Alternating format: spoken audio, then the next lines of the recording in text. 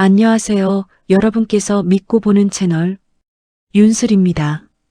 밤에 화장실 때문에 자주 깨시나요? 야간요로 고생하시는 분들께 도움이 된다는 여러 민간요법이 있습니다. 본격적으로 시작하기 전에 저는 여러분들과 약속 하나 하고 싶습니다. 저 또한 70세나 되었고 야간요 때문에 3-4번씩 깨서 잠을 설치고 아침이면 개운하지 않은 머리를 부여잡고 엄청 고생을 많이 했습니다 해서 병원도 가보고 열심히 유튜브도 찾아보다가 이렇게 내가 알고 있는 상식을 공유하고 싶은 마음에 용기 내어 유튜브를 시작하게 되었습니다.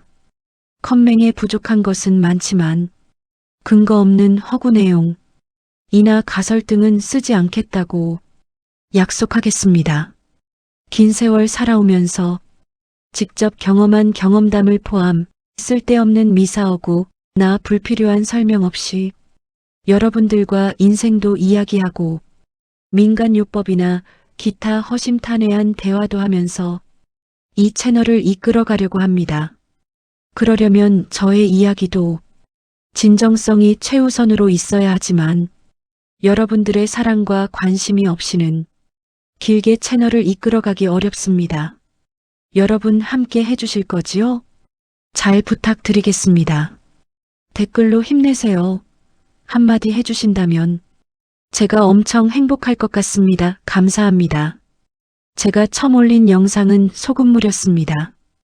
이 또한 긴 경험 속에 효험을 본 내용이지만 시리즈로 연결하다 보니 그중 하나가 잠들기 전 꿀 한 스푼이라는 방법입니다. 그런데 결론부터 말씀드리면 꿀이 야간요를 치료하거나 소변 횟수를 줄인다는 의학적 근거는 현재 확인된 것이 없습니다. 야간요는 보통 호르몬 변화, 방광 기능, 수분 섭취 습관 또는 당뇨 심장 전립선 질환과 관련되어 나타나는 증상입니다. 따라서 특정 음식 하나로 야간요가 좋아진다고 보기는 어렵습니다.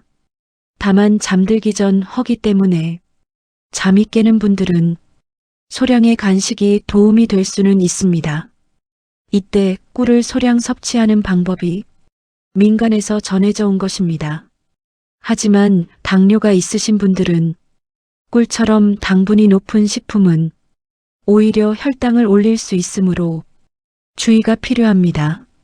그래서 일부에서는 꿀 대신 아몬드 몇 알을 대안으로 권하기도 합니다. 이 의미는 꿀과 아몬드를 함께 먹으라는 것이 아니라 당뇨가 있다면 꿀 대신 혈당 상승이 적은 견과류를 소량 선택하라는 뜻입니다. 정리하면 꿀이 야간요를 치료한다는 근거는 없으며 야간요가 지속된다면 원인 질환 평가가 우선입니다. 밤중 허기로 깨는 경우에만 소량 간식이 도움이 될 수 있고 당뇨가 있다면 꿀 대신 아몬드 같은 견과류가 더 안전합니다. 무엇보다 야간요가 계속된다면 단순한 생활 문제로 넘기지 마시고 의료진 상담을 권합니다. 그런데 실제로 상담을 하다 보면 이렇게 말씀하시는 분들이 많습니다. 선생님, 저는 밤에 꼭 2번은 깨요. 어떤 날은 3번도 갑니다. 잠을 자는 건지 깨 있는 건지 모르겠어요. 야간요로 힘든 분들의 공통점은 단순히 소변 문제가 아니라 수면이 계속 끊어진다는 데 있습니다. 잠이 끊기면 다시 잠들기까지 시간이 걸리고 깊은 잠 단계로 돌아가기 어려워집니다. 그래서 다음 날이 되면 피곤함이 계속 남고 낮 동안의 컨디션까지 떨어지게 됩니다. 이런 불편이 반복되다 보면 뭐라도 해봐야겠다는 마음이 생깁니다. 그때 주변에서 여러 방법을 듣게 됩니다. 자기 전에 물을 마시지 마라. 저녁 과일을 끊어라. 꿀을 먹으면 덜 깬다더라.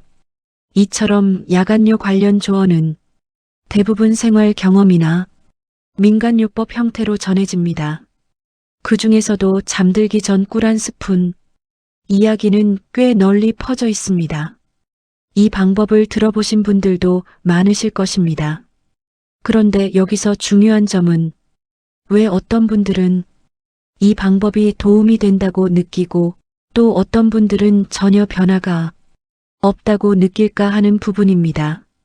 이 차이는 야간뇨의 원인이 서로 다르기 때문입니다. 야간뇨는 하나의 병이 아니라 여러 원인으로 나타나는 하나의 증상입니다.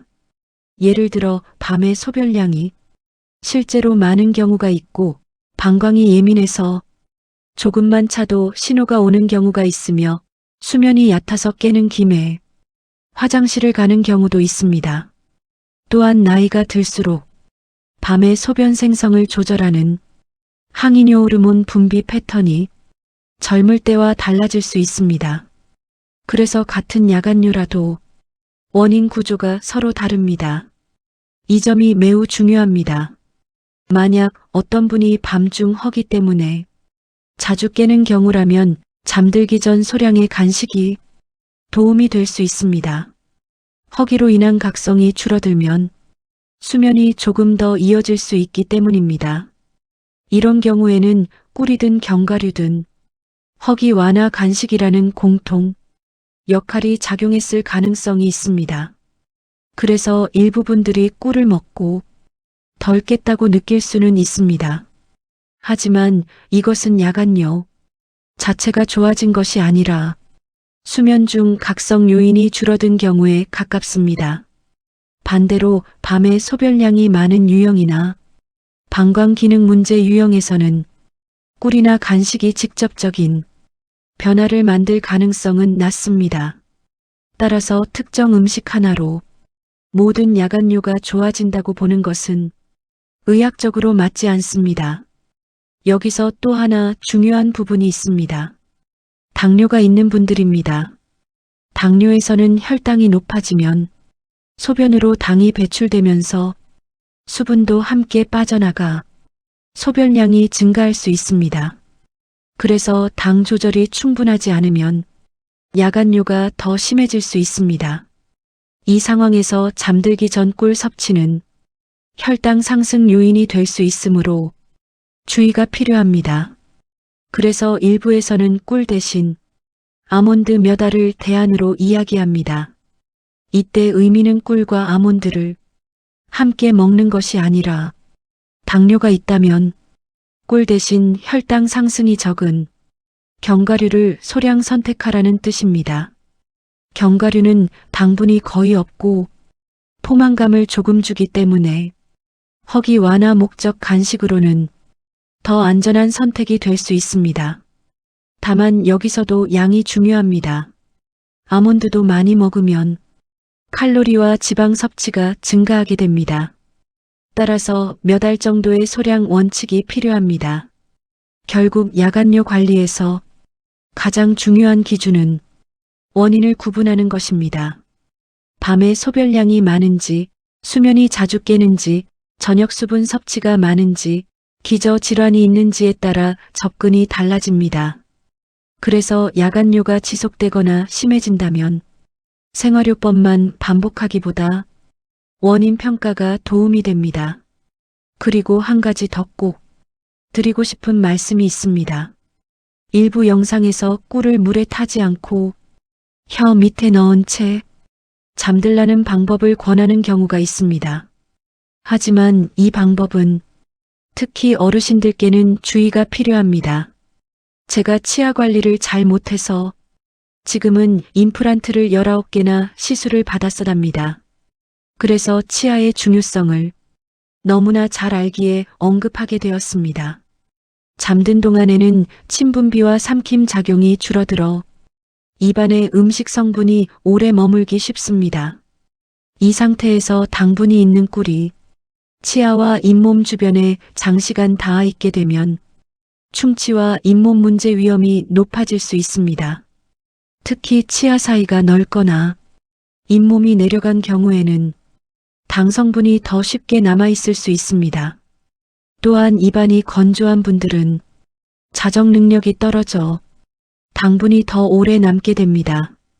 따라서 만약 잠들기 전 소량의 꿀을 섭취하셨다면 그대로 주무시기보다 반드시 입안을 정리하는 것이 좋습니다. 방법은 어렵지 않습니다. 가볍게 물로 입을 헹구시거나 가능하면 부드럽게 양치를 하시면 충분합니다. 이 한 가지 습관만으로도 구강 건강 위험을 크게 줄일 수 있습니다. 건강을 위해 드신 것이 치아 문제로 이어지지 않도록 작은 마무리가 중요합니다. 정리하면 잠들기 전 꿀을 섭취했다면 그 상태로 잠들기보다 물로 입가심이나 양치를 하는 것이 더 안전합니다. 야간료와 수면도 중요하지만 구강 건강 역시 전신 건강과 연결되어 있기 때문입니다. 작은 생활 습관 하나가 건강의 방향을 바꿀 수 있습니다. 오늘 내용이 보다 안전한 선택에 도움이 되시길 바랍니다.